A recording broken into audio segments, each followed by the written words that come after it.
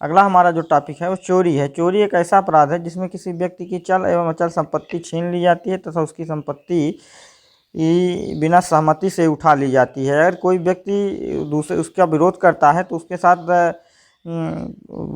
तमाम यातनाएं दी जाती हैं, लेकिन भारतीय दंड संहिता में इसका प्रावधान किया गया है चोरी करने वालों को क्या क्या सज़ा दी जाए। जैसे चोरी है, लूट है, हत्या है, आपराधिक न्याय है, न्याय भंग करना है, संपत्ति के विरुद्ध गंभीर अपराध माना गया है। नागरिकों को इसके उल्लंघन के प्रावधान किए गए हैं।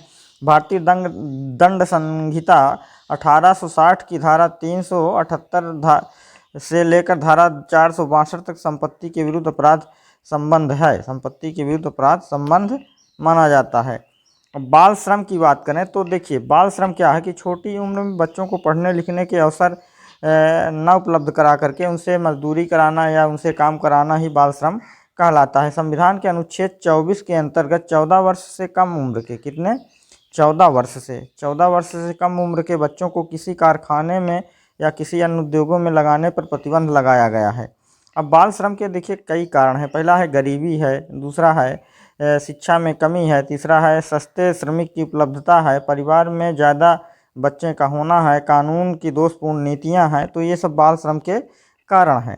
कानून का सही से पालन न होना, ये भी बाल श्रम के कारण है। बाल श्रम के दुष्प्रभाव क्या हैं तो देखिए, शारीरिक, भावनात्मक एवं मानसिक दुष्प्रभाव होते हैं। शिक्षा से दूर हो जाना होता है, स्वास्थ्य संबंधी समस्याएं होती हैं, सामाजिक विघटन होता है, समाज विरोधी गतिविधियों में लिप्त हो जाना, ये सब बाल श्रम के दुष्परिणाम आपको देखने को मिलेंगे।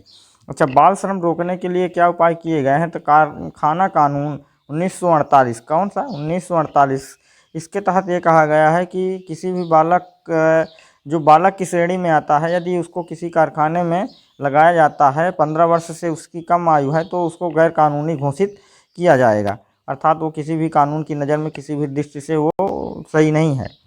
बाल श्रम निषेध अधिनियम 1900 अधिनियम या विनिमय अधिनियम 1986, इसमें क्या कहा गया है कि 1979 में सरकार के द्वारा मजदूरी को खत्म करने के उपाय के रूप में गुरुपस्वामी समिति का गठन किया गया है। गुरुपस्वामी समिति के निष्कर्षों तथा सिफारिशों को ध्यान में रखते हुए केंद्र सरकार द्वारा बाल श्रम निषेध विनिमय अधिनियम, child labour protection religion act 1986 बनाया गया। और इसमें ये कहा गया कि इसको रोकने के लिए अब इसमें कुछ अन्य बातें भी जोड़ी गई, जैसे राष्ट्रीय बाल नीति 2013, NPC national policy for children act 2013।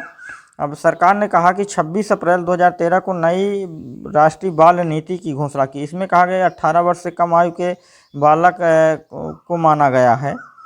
तो ये सारी बातें हैं। बाल अधिकारों के संरक्षण हेतु राष्ट्रीय आयोग बनाया गया है। इसका मुख्यालय नई दिल्ली में है। अब इसकी स्थापना संसद के अधिनियम बाल अधिकार संरक्षण अधिनियम 2005 के तहत मार्च 2007 में की गई है।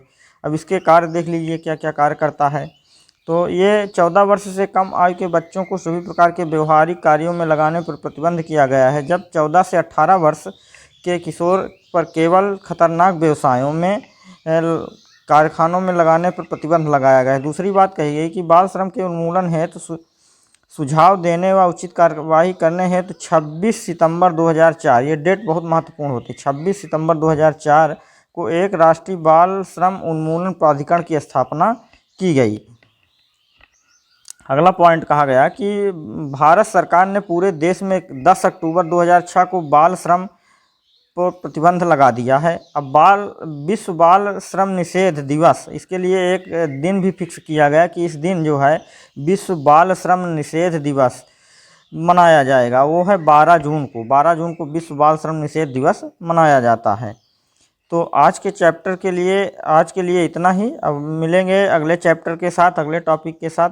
तब तक जो लोग चैनल पे नए हैं वो लोग चैनल को सब्सक्राइब कर लेंगे, साथ में बेल आइकन भी दबा देंगे और कॉपी पेन के साथ आप साथ नोट भी करते चलिएगा। धन्यवाद।